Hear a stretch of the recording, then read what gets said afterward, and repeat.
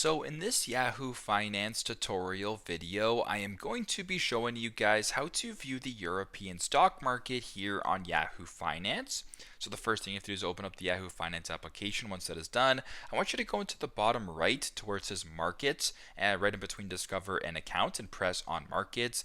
Now, when you go to Markets, the actual market that's showing for me right now is the U.S. markets right beside it, sort of on the top left. It says U.S., Europe, and Asia. Go ahead and press on Europe right here.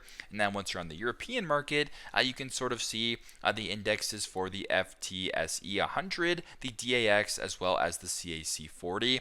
You can also view that for the 1 day, 5 days, 1 month, whatever the case may be. You can view the most actively traded stocks here in the European market. You can also view the top gaining stocks, the top losing stocks, the top bonds, the currencies, whatever the case may be.